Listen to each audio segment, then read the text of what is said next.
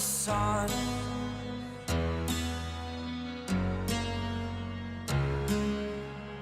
To dream, believe in strength. Now I'm the only one. Only one. Hey, it's Johnny Worthen joining us. Hey, how are you doing today? It looks like we caught you reading. Yes. Reading one of my favorite authors, Johnny Worthen. One of my favorite authors as well. What a coincidence. Matter of fact, I have this bookshelf right behind me where I have every single one of his books hidden back there. That's right. Autographed Behold, even. you can't behold, but I've got all mine here as well. My reading stack, my red stack, which is now 42 books deep for this year. Whoa. That's Love that. impressive. That's Yeah, impressive. I know that's a drop in the bucket compared to some people I know. You got to keep up on it though. I consider that time spent writing actually is if I it's I either call it research or just research. So anyway, For so sure. how are you doing, Jared? Yeah, pretty Thanks for good. doing this again. Pretty good. Yeah, thank you for coming for the interview. For those of you who don't know, and as if you don't know, Johnny Worthen, past president of the League of Utah Writers, former Writer of the Year, vice president of his chapter, uh, award winning, I really want to say best selling in there. Yeah, I am. I want to give him a lot of accolades, even more if I can add them. There we go. I love that. Fantastic book for Eleanor. There we go. So this is our second interview. The first one we kind of talked about some general history about yourself, a little bit about the history of you and the league, and now we're going to talk. We're going to deep dive a little bit. We're going to go in just another foot into the swimming pool to see what we can find out. So first, let's talk about. We're going to revisit when you were chosen as Writer of the Year. I know your name was put in there, and so you go to the conference and you're sitting at the banquet when they announce the names. Tell me a little bit more about what that was like. Well, at the time, I was I still feel pretty new. I had some books out now. I was getting there. I had two books out. I had a contract for more. I didn't think I was that great. I was getting a little bit of notice, but I'm in the query mode where I was basically the worst people can say is no. So every opportunity I saw, I offered myself to, and I said yes to everything that came across. So nevertheless, so I was this was in the like I said, the league was in kind of a organizations go through troughs and valleys. What's it, nadirs and summits, what the hell I call them. Mm-hmm. Yeah. Anyway, so up and down. It's a sine wave. So I think the league was struggling then. It had a few issues, and they were smaller, and they didn't have a lot of money. And I was, I'm loud. I'm looking for an audience. I have a pretty good presence, and I have a pretty good education, and I could at least show what I'd learned in my few years of trying this. So I was honored to be asked to teach a class, and then like I said, I put some one of my stories in, I think, for the writing contest that year, and I think I did get something. Maybe yeah, I think I got a like an honorable mention for a small short story, and the awards. I was there with my friends, and my one of my friends there was actually on the committee and knew I'd been chosen for this, knew it was coming, so that was kind of exciting. But I didn't know, so I got to give the keynote, which was in many ways the high point of my career so far. That was an amazing experience because like I said, it forced me to really focus what it was I wanted to be as a writer, since I didn't have anything else to say about it. Here's how you join the biggest presses in the world. And then when then they announced Writer of the Year, it was just it blew me up. Um, I looking back now, well, even then I probably had a good amount of worry that I didn't deserve it. That what they call it, imposter syndrome was happening. Mm. Uh, but hey, I was high on it. It was great. I accepted it. It's on the center of my wall right over there. It's the greatest achievement I've said. I honestly think it's really wonderful. And in a way, one of the things that kind of crossed my mind about this when I was looking over the, I know you were going to ask me about this, was how the imposter syndrome might have crept in a little later. So sometimes I wonder if my commitment to the league wasn't cemented at that point, where I wanted to think, okay, maybe I don't deserve it now, but I'm going to deserve it by the end of it. So I wanted, and I was already in very much programmed in the idea of giving back because people were so generous to me that I figured this is how I want to be. This is how you succeed. And frankly, I don't want to have, I'm sick of being around competitive jerks. It's not what it's about. So I've kind of started with that anyway. And so once that happened and the acclamation and the acclaim, I mean, of the writer of the year, which I'll tell you a bit about how that's played out. I really felt honored and humbled to the point where I didn't think I necessarily deserved it. Which it also tells me now it was probably a very scant year, but I did come up with a very plucky, I'm going to make this happen kind of thing. The old Mary Tyler Moore show theme going, "You're gonna make it," So I was optimistic on that. I was energetic. I think they sensed that. They knew they'd had some kind of a feeling of the wave of me. I have this. I have a presence, and I've been told this, and I think it's true. Most people dig it. You tend to remember me if I've been in a room. I don't mean to do all those.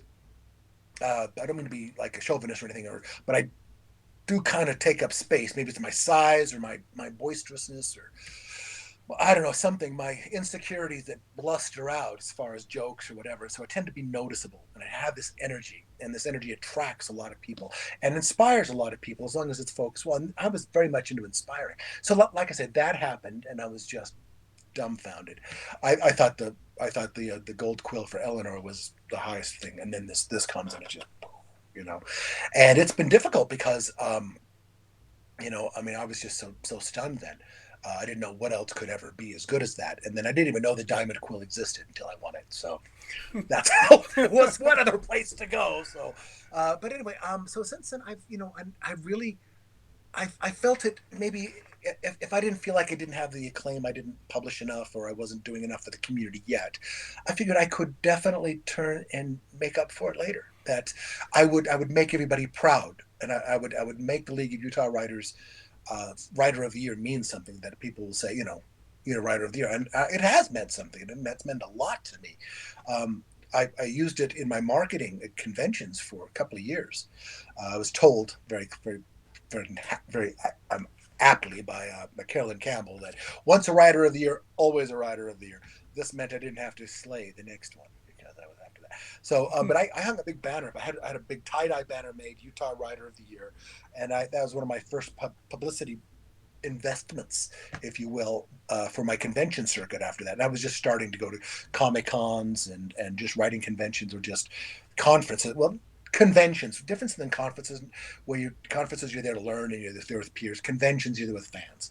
So I built that, and that was very, very helpful. And that I could talk about the league, I could talk about me. It showed me a little. It showed credentials. It showed that at least somebody, this league of Utah writers, whoever they have faith in me, and they thought I had some merit, and that carried a long way. And and people gave me a chance, and they were happy to get the chance. I haven't, I make a lot of fans at those conferences and conventions. It's kind of sad we can't have them now, but it's played very well. It's the first thing I list on my resume when I submit to agents or editors now. I mentioned I'm a Utah Writer of the Year, and then I mentioned I'm the junior past president or just a past president of the League of Utah Writers, which makes the whole thing sound incestuous. Then I wonder if I have to like list that it's been a few years in between all this.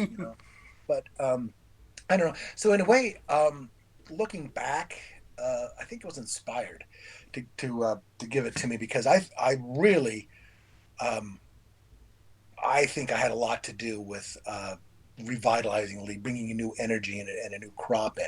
I don't mean to blow my own horn because there were a lot of people with me on that, but still, I think that, like I say, that was a nadir, and ever since then, the league has just been rising and rising and rising, and I think there was one conference I went to, and then there was this one, and then it got a little better.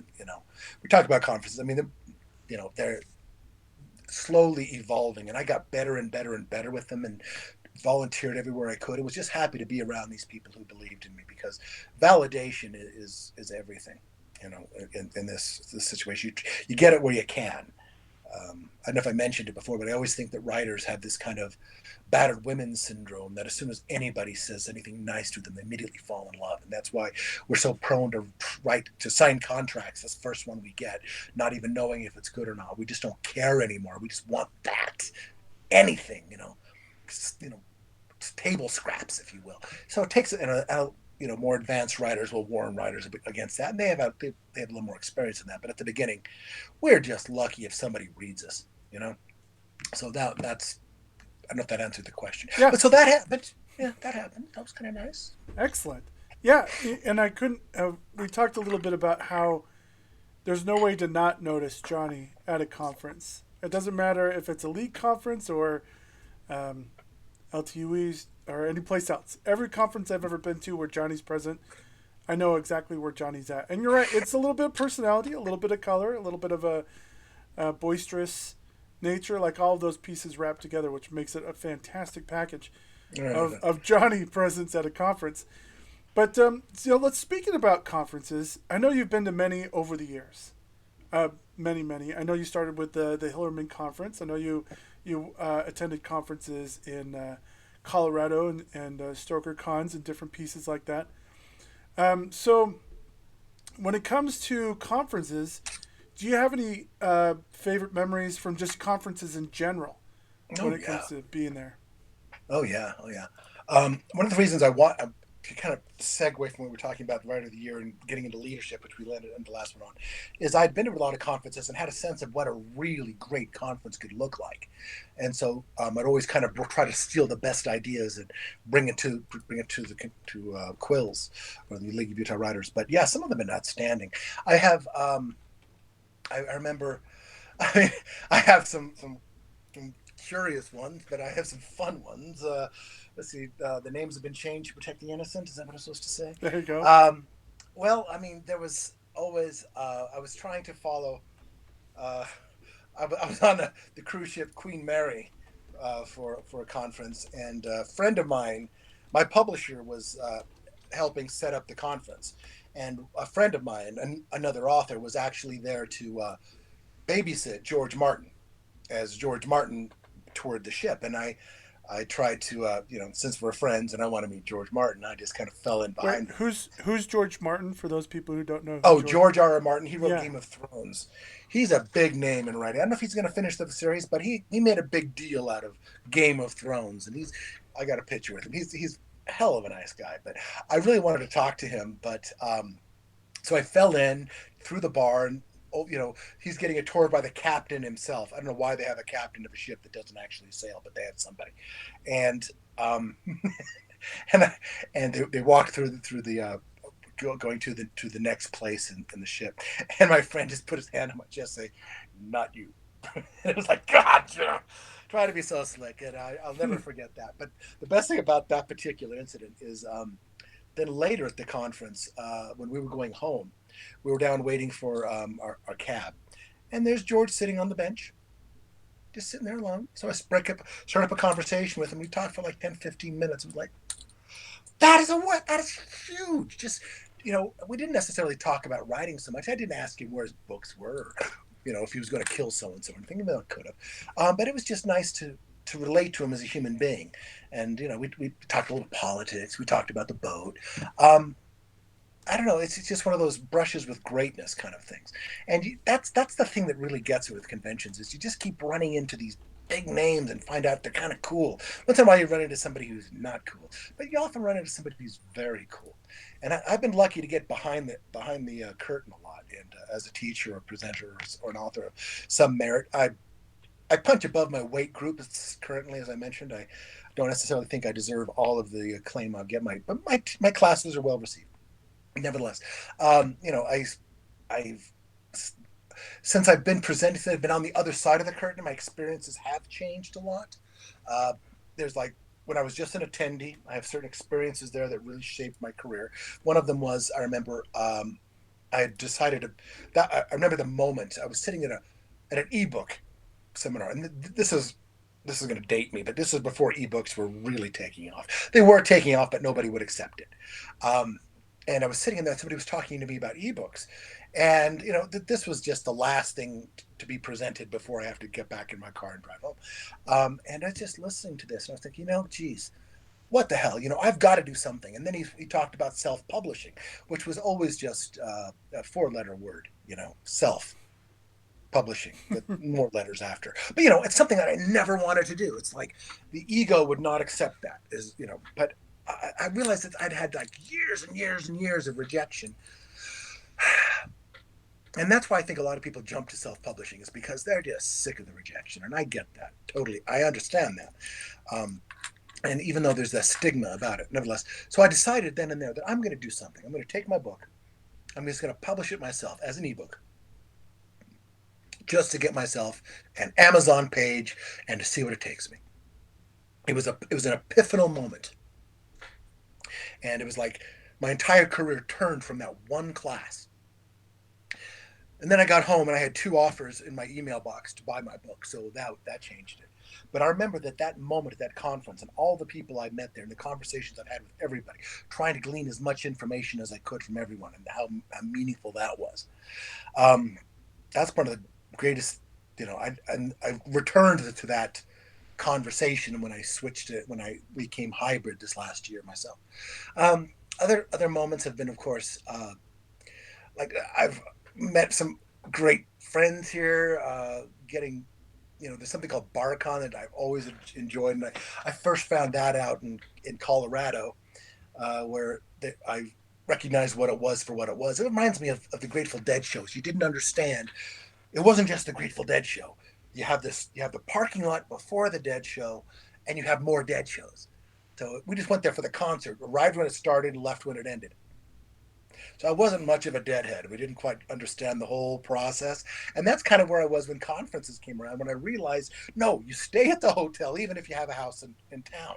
You stay at the hotel, you go to the bar, you meet these people, and you carry on. And you get, the classes they teach are one thing, and they're fantastic. But when I first managed to buy Jonathan Mayberry a martini, I remember distinctly, I first met him, second met him.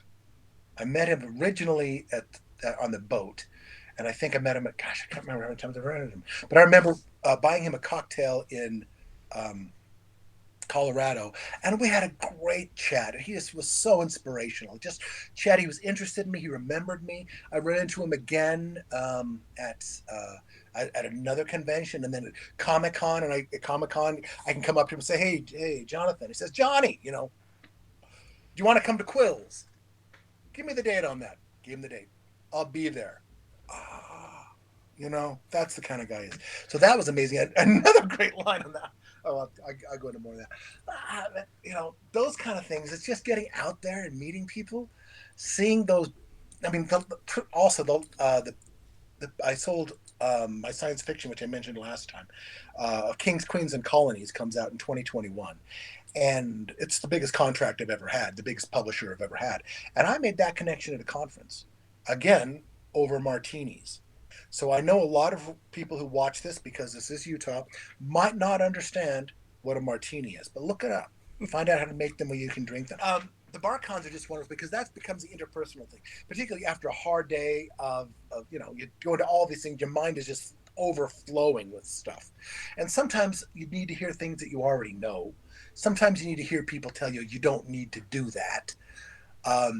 And sometimes you just need to just relax and make new friends. I've made so many absolutely wonderful friends at these conferences. I could go through with, well, I've mentioned LTUE, and I've got a soft spot in my heart for that one. But the league at this point has become such a family reunion. The Quills stuff and all the league chapters meetings and everything else is kind of more of a reunion. So it's kind of interesting, because when I started this, I mentioned I was just a lone wolf. I didn't even know anyone was out there. I had no mentor. I didn't even know. I didn't want to take any more writing classes. I had some in college. Some were good, some were bad. But I just wanted to do this, and I just was willing to go out there. So now I have, dare I say, a support group, and the support group extends beyond the states, as so much information comes out, and you can just be joyful when other people succeed. The running out drunks at a bar when we had to protect a girl who was threatened, that was a fun story. We had It's not too good. Chasing Ghosts on the Queen Mary. That was kind of fun. We had the the the workout I got at Spring. The one time that we had a major quilt league conference and the keynote didn't show up. Remember that one? You were there. Miss Yes. America decided this wasn't her place, and No. so and that was kind of a, well, that's interesting. How did we mess Yes, this up? that was Miss United Nations for that year. Yes. Yeah, that's what Miss United Nations, right? So it was all these things are just they're war stories of what they become, but they're also war stories in the way that you have a comrade, that you didn't really know you might not have known you had before. And I just finished another writing book. I tend to read about 10 of those a year these days. Yeah, and of course it brings up marketing and networking and everything. And it's like, all right, every time you read a writing book, you say, okay, am I doing this? Is this validating me or challenging me? And everything he said about networking was already there for me. So the networking part is easy for me because I just want to have fun there. And the other thing is I like going out of state conferences a lot because I can let my hair down. And that's one thing about being a president I was very acutely aware of. And I know as a public figure, as a writer, or as an author, if you will, I am a public figure and I can be pilloried for things I say and do. And although I have this major presence and people remember me, like tie dye, I'm obnoxious. Some people get pissed off at that. It doesn't work for everyone. And I'm always just flabbergasted when I accidentally piss somebody off for being me. I've done that. But like some of these other conferences where I go to and I don't know anybody there, it is absolutely liberating. I can be silly. And if I screw up, so be it. I mean, there was one conference I went to, and I don't know if I told you the story, but the keynote, the main guy was a huge New York agent, so big that I could mention the name and you'd know who it was, even though you don't know who we're talking about. And I was very excited to meet this person. And so before the person came, I actually went into the registrar's office there, and I found his name tag, and I put it on, and I took a picture of me with it and posted it, and and tagged him on it, so he saw it. I said, "Oh, look at me, I'm him."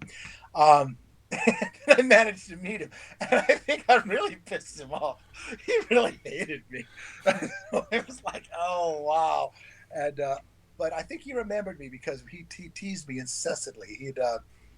Uh, as keynote, he did an ad lib keynote where he was talking about writing a story and how, and say you have this really disgusting villain, Johnny. We'll call him Johnny, and he looks right at me, and I go, "Oh, really?" But I guess that's compliments in this situation. But it just went off on that. And this is early in my days, um, and but what can you do at that point? No one knows me, and I just rolling with it. It was kind of fun that he didn't remember me, but so not everything's worked out for me. At the point, I didn't have anything that he could pitch, but maybe I'll pitch him back. Say, "Do you remember me? You ratted me out at that conference." But I don't know. That's part of it. The whole industry side of it is always so tricky. So although this marketing book I read, this writing book that talks about being a professional author, it has to mention things like marketing and publishing and getting monies and those kind of things, and I get that. Um, and I know a lot of people are very very concerned with that, and that is why they want to be, or that to them is the only validation that can ever matter. I have a friend who thinks that way, who says, I've looked at your numbers. I had a friend who showed me the computer thing, and you're not as popular as this person. Therefore, why do you still? So, and I've always thought, even on the networking side of it, it's not about that. Is that there are other levels, other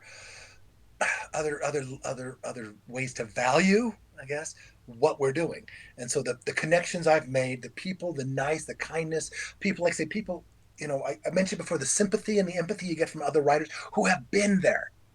It sounds, you writers are pretty good about describing what it's like, but we never quite get it.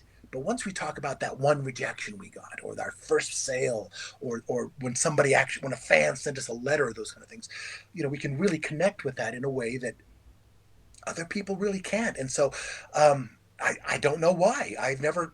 Maybe they can. I don't know it. But I've never had anybody from any other avenue tell me similar things and have me come out the same way. Maybe it's because we're all that battered women syndrome thing I was mentioned earlier, and we're just so eager for validation and love. So you find that, and it's enough. Whether or not this book gets published or not, it's enough. And the more I learn about the business, the more I learn about marketing, the more I learn about publishing, all this, the more I realize how it's truly subjective it is. And it's, you might have the perfect thing and you're a week off. So you really got to catch a lightning in a bottle. So that, I try not to measure myself by that. And so when I go to the networking thing, I don't worry about that. When I'm outside of the state and I'm not representing the league or something like that, then I will be a little more pushy. I don't want to piss people off like at local cons or something. I don't know. I'm never joining the league because you're a member. Well, I don't do that because the league's there, right? Or whatever organization or whatever else I have. I mean, I had at one award ceremony, I was supposed to go up and receive an award, a community award. It was a Stoker, and and me and uh, an award winner's wife hit it off really well, and we were on our third drinks, and I was slurring, and my publisher told me I wasn't allowed to go up. And that sobered me up quick. And I tell you, I got so nice and quiet. Since I wanted to go up on that stage, I did go up on that stage, and I didn't do anything, or I did do something stupid, but it didn't destroy the show. I think I did a little Hawaiian dance when we won an award. You know, what do you do? You got to do if you're up on an internationally televised stage accepting an award with three other people, you got to give yourself a little Hawaiian dance. It's part of the contract, people. Anyway, she's forgiven me. We're friends still, but that's the kind of thing you get at conventions, and it's just one of those things you must really stop and smell the roses, even if it's, I don't know. I'm not sure how to put a moral to that story. Besides, I might not be the most mature person in the room. Oh well. No, what I loved, I mean, you hit on all the right points. Some of those stories were absolutely amazing, and they can be a little intimidating to an introvert, right? Because they see Johnny and they see an extrovert, and they're like, "Oh man, I'm an introvert," going to a bar con, or hey, I'm not somebody who likes to drink, going to a bar con to meet these people can be intimidating. And I do want to let people know that. So even though I don't seem it, I'm actually an introvert. I just don't play one on TV, or at that that conferences. that's it. That's it as well. I honestly don't think I'm an extrovert either. This is a character I play. I'm in character, and the character is pretty thin, close. And I don't think I'd have this same conversation if it weren't with you. Hmm. You're one of my best friends on the planet, so I could tell you anything. Um, but I think that's something that writers do suffer with, and I think this is one of the unfairness, one of the injustices, if you will, of the current publishing milieu, is that the writers are expected to do so much self-publishing and self-promoting, to put themselves out there on these toxic social medias, to try to join the band and try to add more noise to get noticed. And it's always so difficult to do that, and I feel sorry for a lot of people. That's why at conferences I do try to find the people who aren't necessary, who are just trying to get out there and help them through that. I know that sounds stupid, but is that some of my early conferences, people were nice to me and brought me into the conversation, asked me what I was writing, and allowed me to open up. And over the course of a decade, I've got this writing persona, which is me in a good mood, or Tony Flanner when he's on target. Um, but yeah, for writers are tough. If we were that good at selling things, do you think we'd be writing books? We'd be selling things. And so it's And so when we have to sell ourselves, I mean, there's nothing more terrifying than a pitch session. I've been on both sides of the pitch session, and they're terrifying. Both sides. I've had people pitch to me, and I've been just shaken. And I've pitched to other people, and I can't get a word out. I'm trying to be, I'm speaking too fast, speaking too slow. I don't know. Always something. Always something. I don't know how to overcome that. It's some maybe I have an unfair advantage because I can now morph into this more confident person, and that's where it comes from. Confidence is sexy. So you just have to honestly constantly lie to yourself I'm sexy. I'm a good writer. I can do it. Just lie.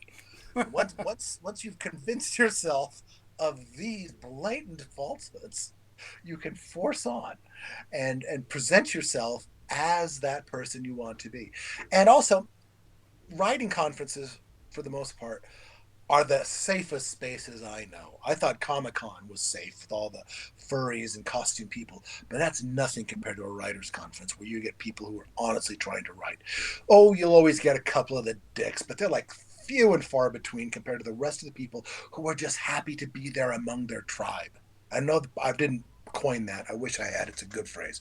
But they really are. And so I found that even introverts of those kind of things, they're at least getting something. And if they're willing to come down and say something, or if they, you can really get in, you can really bring them into it. They want that, they're there for a reason. They want this connection.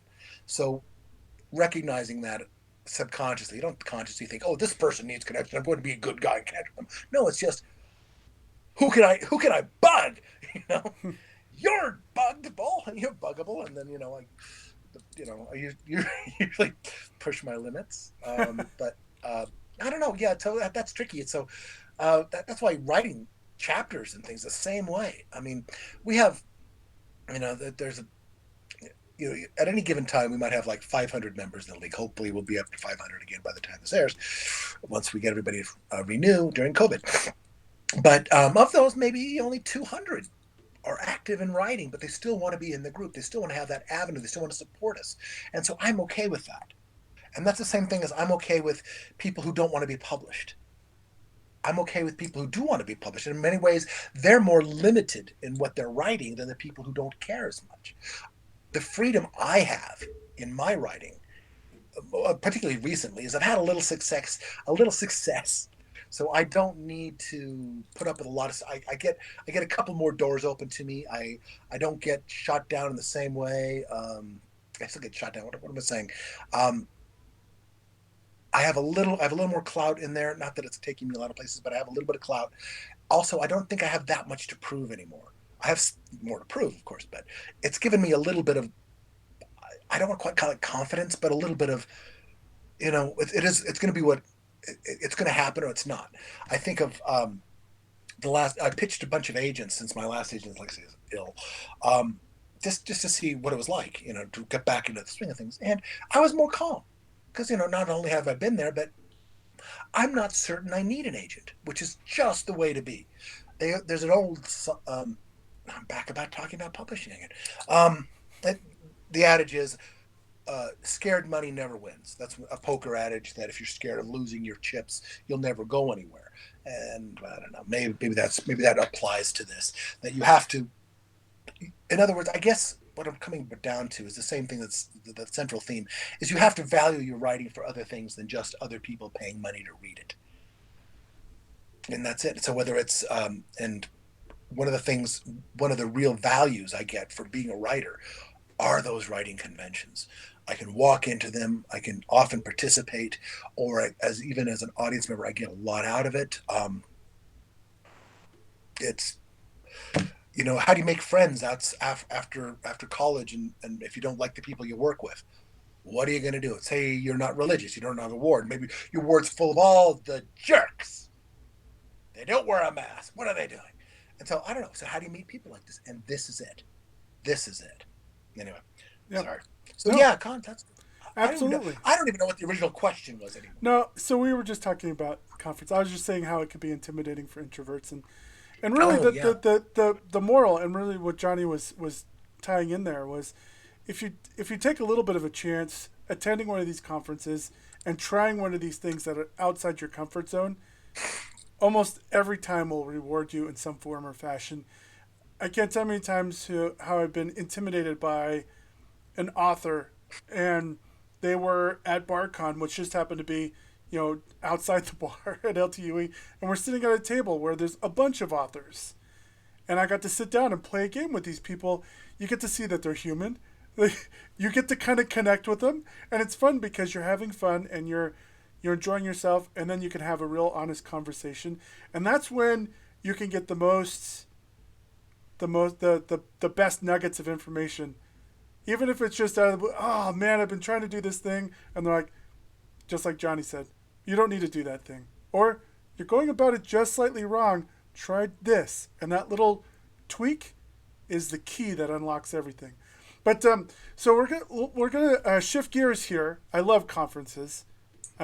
We've got tons of stories about conferences, and we may delve into that another time when we have multiple guests on at the same time. I can hear us definitely talking about some exciting times there. Let's talk about one of my other favorite things. More about you as a vice president of a chapter. Now, I know we talked about how you came up with the naming for the chapter. I was fortunate enough to be there at the initial birth of the chapter and see all the amazing people that were there.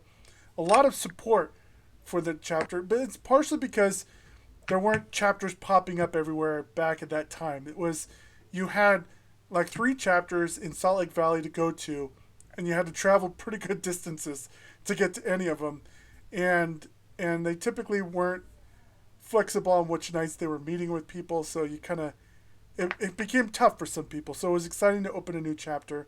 But Johnny in particular, he's like, hey, I want to be vice president of this chapter, and I know who's going to be president. I'm going to nominate him. We're going to go for it. Tell me a little bit more about the thought process of, first of all, why you wanted to be a vice president of a chapter, why you really were pushing for the president to be president of the chapter. Well, again, it was a kind of a brainchild. Like I said, we had come out of a bad social situation among writers, which is a rare thing, but it does happen. And we're looking at the other chapters, and there weren't that many. And everybody, it's difficult to make them fit. And we had a decent amount of friends who thought the same way we did, I guess. We were looking at joining the Oquirrh chapter. They seemed pretty good, but they were a little bit, didn't quite jazz up to it. So we thought maybe we could just try it ourselves. And of course, it was, at the time, it was Kelly Stoker, Tara Luft, Talissa Sands, and myself. And yeah, I think that was, a couple other people there. And we were thinking about the idea of starting our own.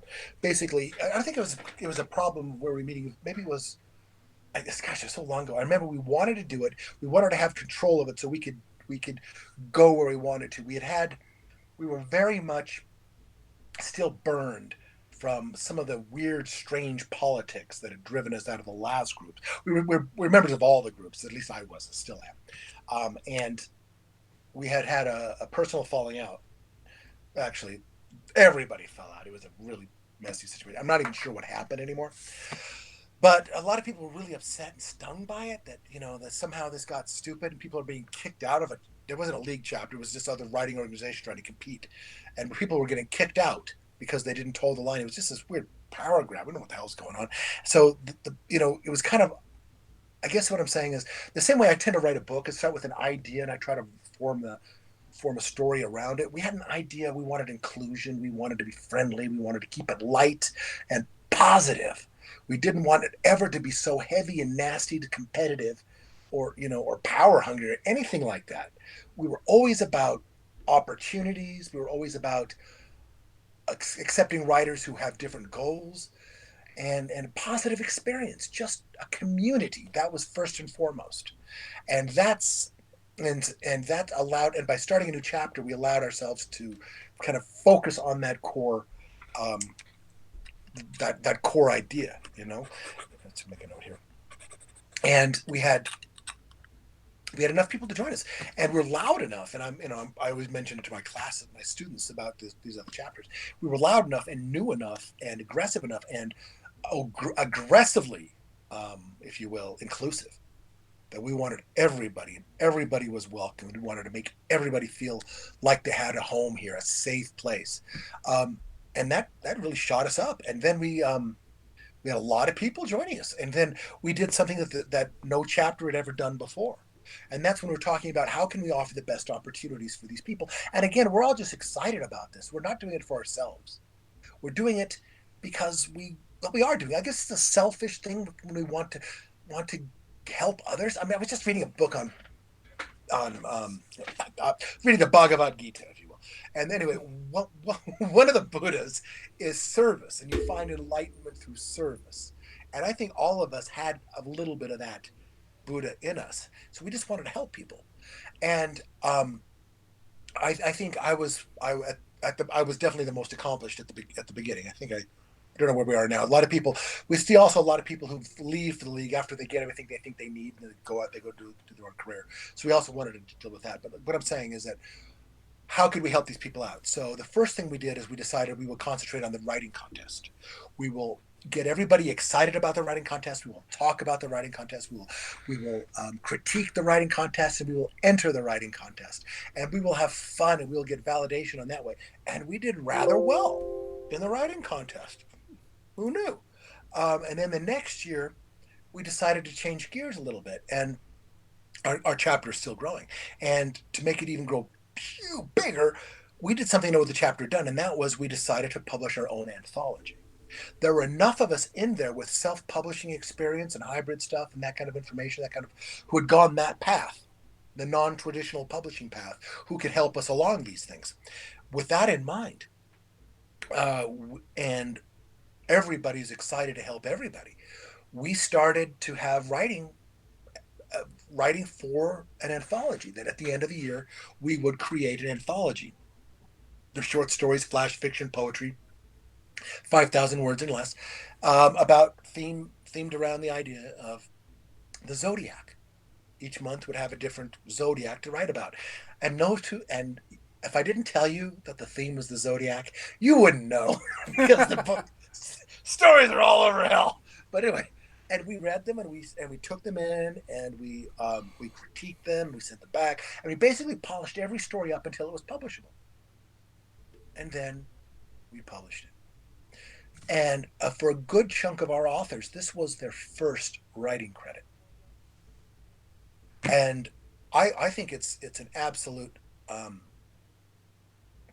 triumph, to tell you the truth. I mean, I was playing here a minute ago with the one we just did for here it is, the function of freedom we did for the 85th, right? Which I think is a triumph as well.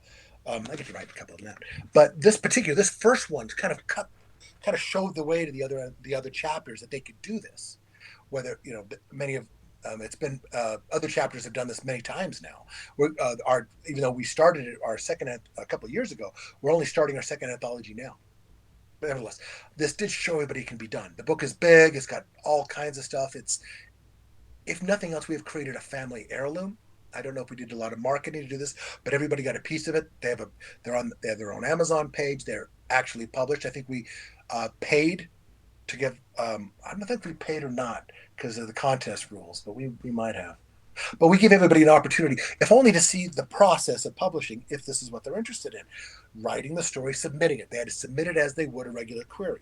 Then we received it, we gave feedback, and they had to respond to it. Then we assigned them to an editor, and they went back and forth. And then we had the typesetting, and then we had the layout, the marketing, book signings, and the launch, the whole 9 yards. It was one of those rare gifts that we could give our chapter. Because at that point, and also since we were swimming in bucks at the time, because the rule was you couldn't be in the anthology if you weren't a member of our chapter, but you can be a second chapter. Make us a second chapter. So Tara's idea was we want to be everybody's second chapter, and we were for the longest time. And we'll probably still do that. But it was great. I honestly think that was a triumph. It was eventually we got every story in there. Though there were some hiccups. It did kind of shake us a bit. Again, it's a lot of ideas of what's our vision for this anthology? What are we trying to do with this? Remember what it's for. And again, it was what we came back down to at the end was this wasn't meant to be on the New York Times bestseller list, but this was meant to be publishable and good. And there's something good in every story. See, I'm a terrible critic. Because as a deconstructionist, I always look at every story and think there's something valuable in it. I just have to figure out what it is. So anyway, and once the story's well written and some of the bumps and warts and things are shaved off, it's all good stories, all very readable, all make you think and all this. But some of the stories were more liked than others. And so we had issues about excluding people. and that to pick up under to look under the rock of what I think of that triumph. There were hurt feelings. There were issues. There were creative differences, if you will, about what the anthology was supposed to be. About professional quality and these kind of things, and my constant argument about subjectivity and creativity and inclusion won the day.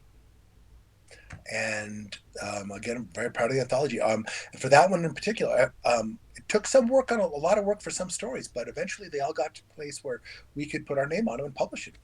And it was hallelujah. It was called Year of the Monkeys, and it's one of my all-time most prized possessions. I have my story. I have one story in there, and it is exactly 100 words long. If you were gonna, let's say you were gonna travel back in time and give yourself some advice before going into the process, what would you do differently or better, or what advice would you give to yourself or another chapter if they were gonna undertake a process like this? Well, I suppose it's important that everybody be on the same page vision-wise and what the purpose of the stories are. Also, to ensure fairness as much as possible and allow basically we did a lot of this. We didn't make the only mistakes we made are when I don't know if I don't want to call them mistakes, just people who had different visions of what the writing should be, what the anthology was all about. Um, as I mentioned earlier, the theme was all over the place, and so it was very difficult to put them together because of that. But the thing is, it was just a celebration of writing. All anthologies are ultimately a celebration of writing. I don't think many anthologies come out and say, "Oh, okay, now I know everything there is to know about pink unicorns and gray clouds." So which could be the theme of your next anthology. Um, so I would just say, definitely go in. Well, I can't say because every chapter must have their own rules, right? Every chapter must have their own vision. I just, in our case, I just had to ensure that the vision of the monkeys translated into the anthology, where we weren't exclusionary, where we weren't um, getting our feelings hurt as much as possible. I mean, it's difficult because these are still our babies, right? And people put a lot of work in there, and communication's always an issue. And everybody's have problems outside of the writing that we don't know. That's everybody's in the world. We don't know why it is they're reacting this way. It might not be us. It probably isn't us. Um, so just go in knowing that you're going to deal with people. I think it's tough. I really do think it's tough. It's I think it was a mostly a positive experience. We did get some hurt feelings, and ultimately, though, I think everything worked out right. So I don't know if that's your answer, but Yeah, no, I that think it's works. shared vision. Yeah, I love that, and that gives everybody a really good idea of what where to start, right? Start in the same place, work off of that, which I think is Yeah. great. So let's go back. You you had mentioned so many amazing things, and then you moved right into the contest, which I loved because that was Oh, one of the sorry. key focuses early on. No, that's awesome, and then the anthology. But one of the original questions, I was very curious, and I wanted to see if, and people probably want to know this, why would you want to be vice president of a chapter? Oh, that was easy. Once we had the idea for the chapter, remember, although I like to say that we're all sharing, we're all there to help other people, but I had this amazing group of friends. And I mentioned this, Callie Stoker and Tara Lufred at the beginning. The three of us, we were just, they had saved me. They had pulled me out of the hole. And I wanted to work with these people. I wanted to be with these people. I wanted to write with these people.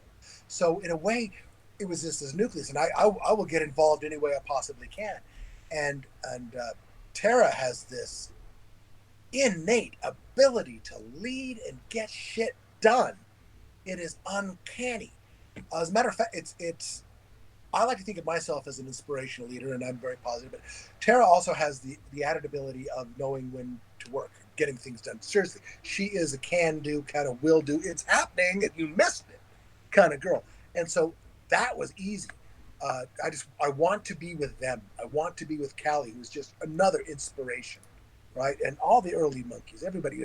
Talissa was just throwing herself out there. Paul Janess was there. We were all just kind of feel like we were making something, and we felt not only that, but we felt like we had enough energy within this chapter to lead.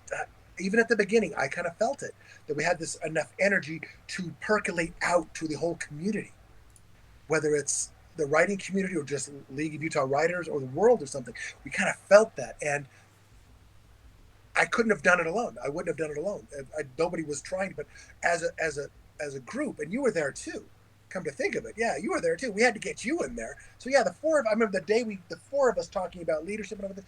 We kind of realized that with this much energy that we together are much greater than the sum of our parts, if you will. It was pretty clear that we could do this, and it wouldn't necessarily be a problem. It wouldn't be overwhelming to anyone, and we all trusted each other. And so it started out perfectly as a community with a vision, and I wanted to be part of that. That was it. It gave me an outlet. It gave me the friends I needed. It was just a good experience, and I knew I wanted to stay involved with it. And I could have just been a member or something, but I felt like I could bring something to the chapter. I could bring something, my personality, if nothing else, my little experience I had. That if worse comes to worse, we always have a guest speaker who's been published, right? So there was that, but mostly I just wanted to hang out with these people. I'd have joined the chapter under any circumstances. The fact that they allowed me to get in, to join in the conversation is great, and that's something else that a lot of people don't recognize. Is how many leadership opportunities there are available to you if you don't need to be paid. So true. It's like I'm sure you're talking about all of the presidents of the league, and this seems like, oh gosh, you're so lucky. No, this was hard work. That was I've had 5 hard years.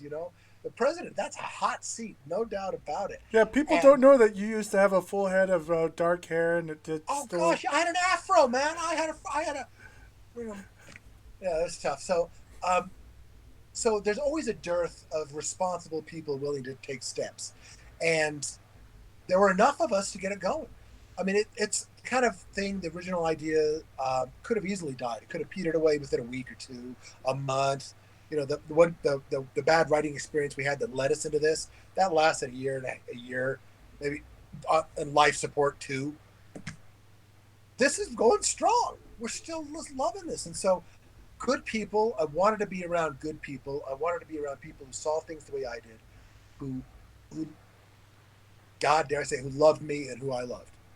Yeah, that's what that was really a huge benefit when I first became president-elect of the league, and I wanted to know what to do as president-elect of the league. I wasn't quite entirely sure, and I visited all the chapters, and my home chapter was the Oquirrh chapter, and there were 2 conversations I had after I had become president-elect. And one was with you, and one was with Mark Minson, which happened almost at the exact same... Matter of fact, it was at the same meeting. Matter of fact, we may have even been standing in the same circle talking about how Oquirrh's a fantastic chapter, but it's incredibly far and inconvenient, and we would have a lot more people attending these meetings if they were available closer to where they were. And you were like, and instantly Johnny's like, hey, I can get us a place. I can do this. We can start, what's the requirement to form a chapter? And I didn't know at the time. I was just kind of making it up. I'm like, hey, we show up and we'll figure it out. No, I actually had emailed Amanda Lizader, who was president at the time. Or Chris was president at the time, but Amanda was there. I emailed both of them and said, what's the requirements? And 2 chapters were formed from that conversation. There was the Harriman chapter and the Infinite Monkeys chapter. By the way, I call it the Harriman chapter, but the actual name of the chapter in Harriman, people don't know this, is Chocolatey Goodness. Really? Is the name of the chapter in Harriman. We're fortunate that chapter...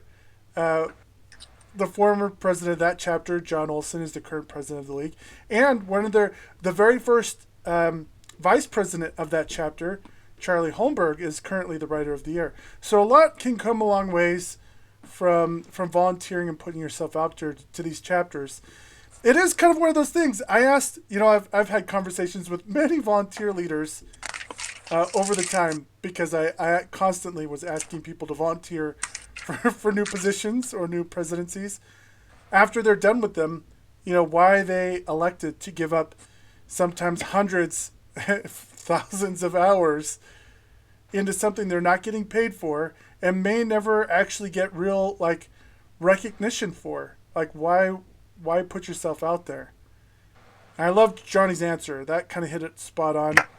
Being around people, helping people, making friends with people, like that's such a reward in of itself.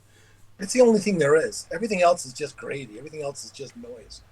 I think, I mean, I like to think that my writing will outlive all of this, but the value I've received from my career has always come from my friends. So So I'm happy to be part of it. I'm happy to have the chance. yeah. Oh, and we're super glad. I'm super glad we had the conversation.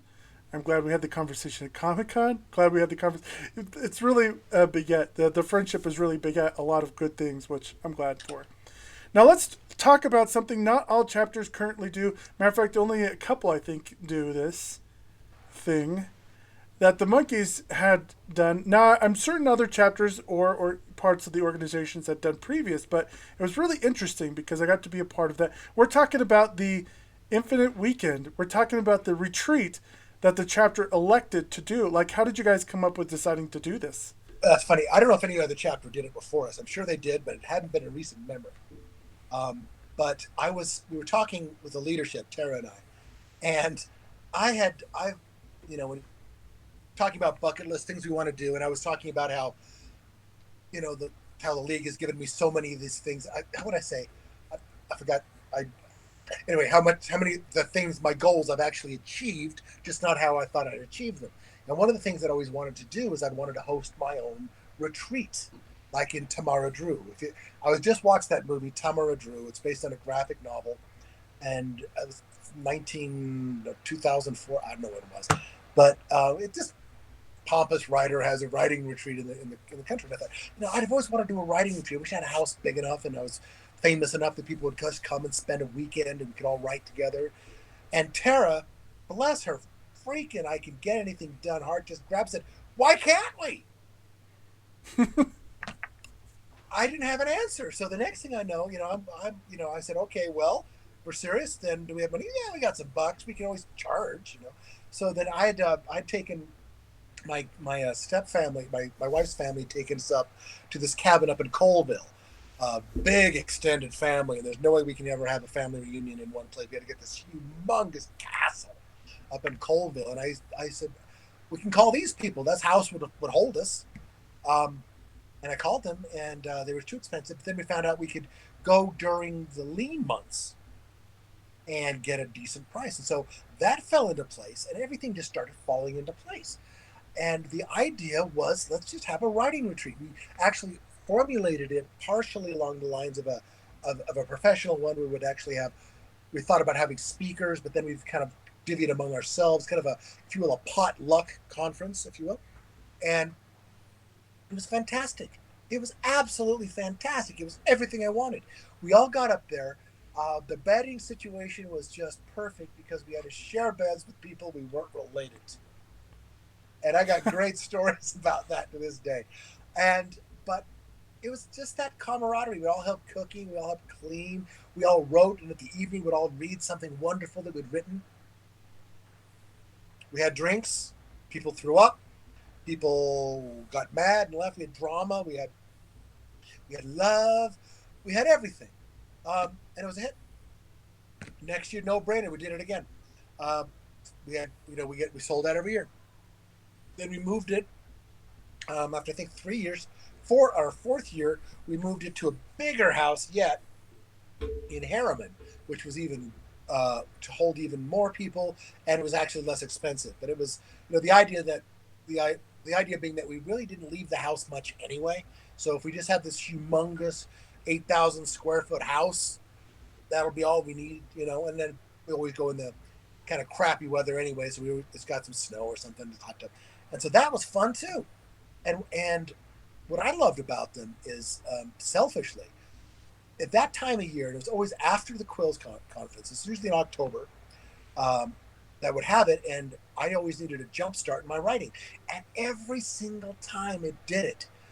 I remember distinctly finishing up my my second book of Coronam, I got the kick to finish it at that conference and got at that retreat, and it basically it's a continuation of it's intensive writing.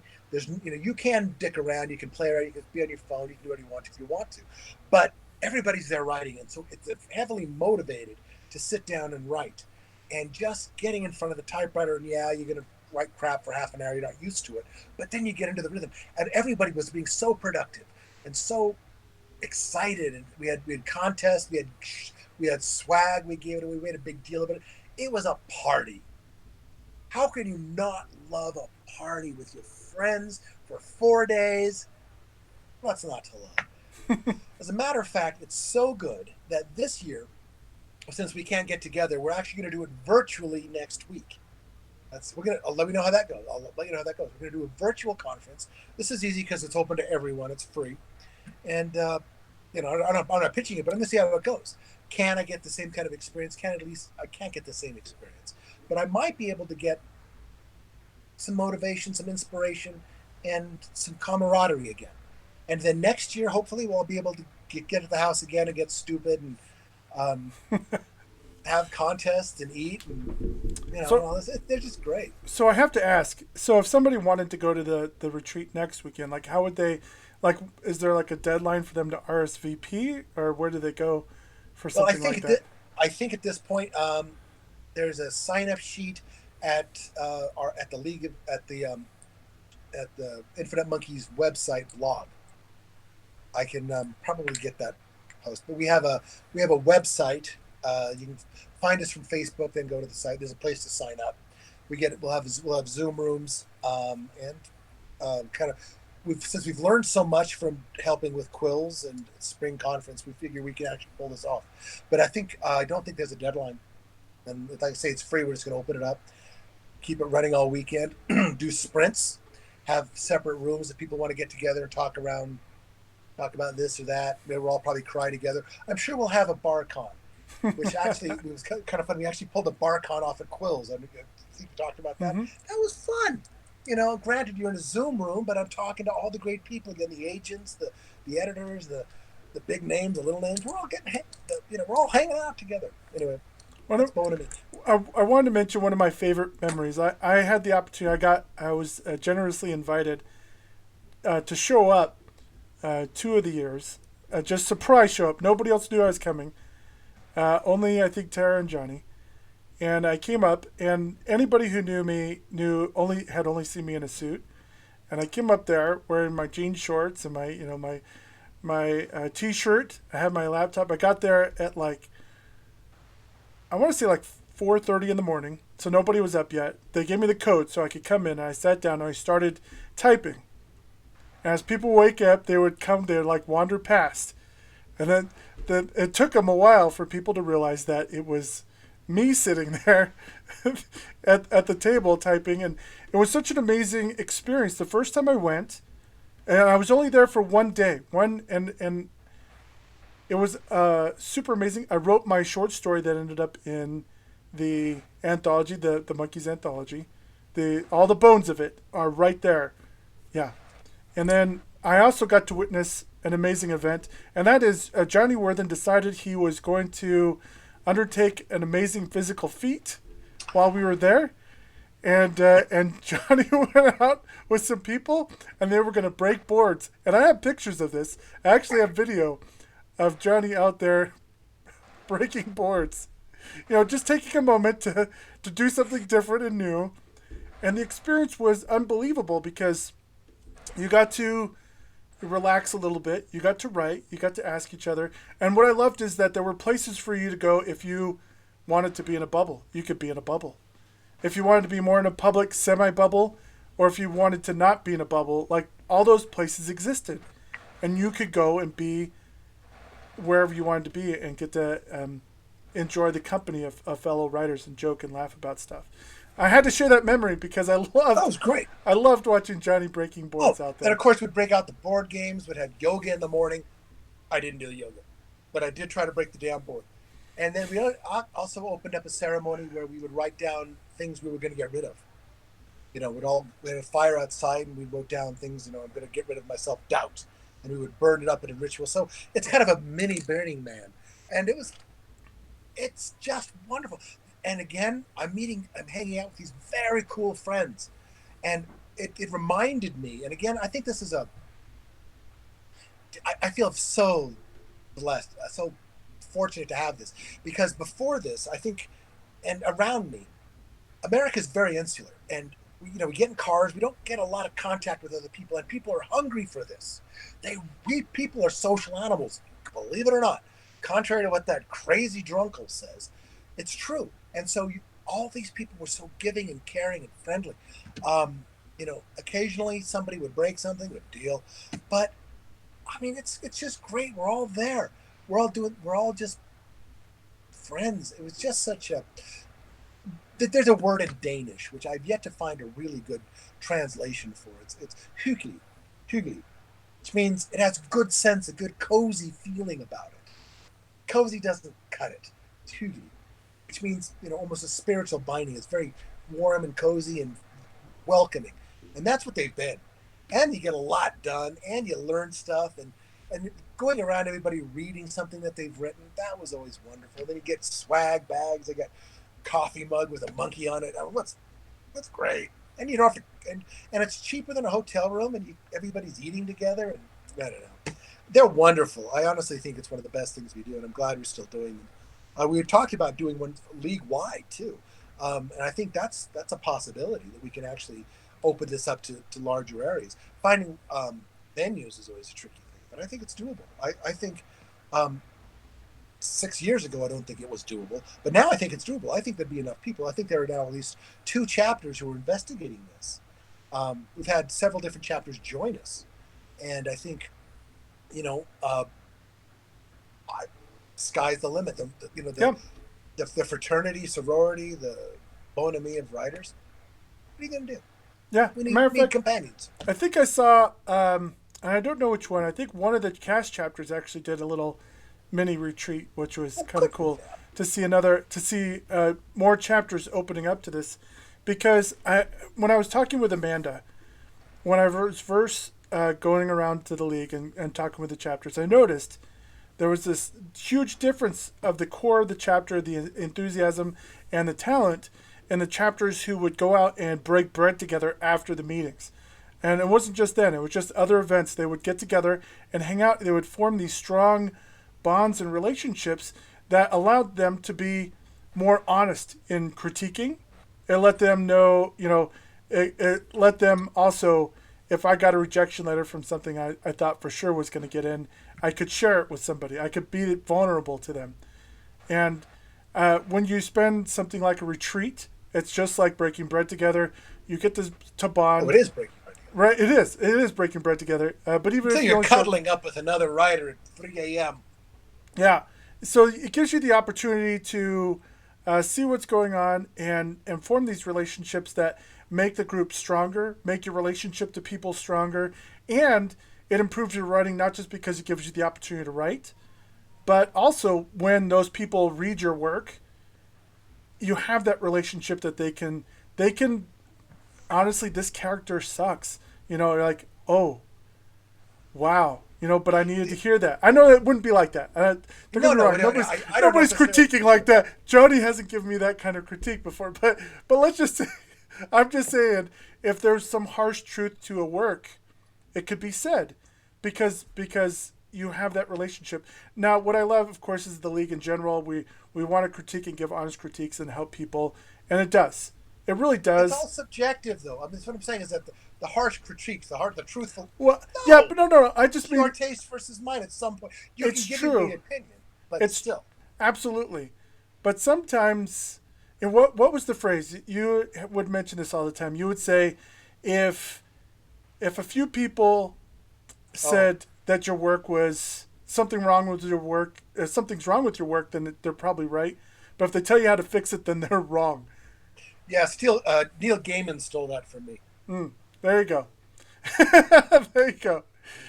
Absolutely. But yeah, I can see that as well. Yeah, but hopefully you're not just going to these retreats just to get better critique, because they're worth. No. Well, It's friendships are it's not an valuable. ends to a means. It's a means to an. It's not a means to an end. Yeah. Okay. That's what I'm saying. So enjoy it while you're there. That's what Yeah. I'm saying. Enjoy the retreats. I highly recommend checking them out. And the monkey one next weekend. That's going to be really cool. Come visit you who's watching the stream. Come. So we're Okay. going to wrap this up. I'm excited for the next interview, which is going to be the heavy hitter. I'm excited to talk about what blackmail pieces I used to drag you into being president of the league, how I manipulated Johnny into remaining a president for a couple of years, and then where things are at now. Actually, I'm really excited about those stories because we have so many great stories. It's been hard. Every time we start one of these interviews, I'm thinking to myself, man, I want to talk about this, I want to talk about that, but I got to hold back. I got to hold that for the third interview. And of course, like I mentioned before, I want to do interviews where I have, like us talking with members of the conference committee, kind of like in a group setting, because there's a lot of experiences and behind the scenes that I think people would love to know and hear about and see. So I'm really excited about that. And this was fun. I really appreciate you taking the time to talk with me. Thanks, dude. See you next time.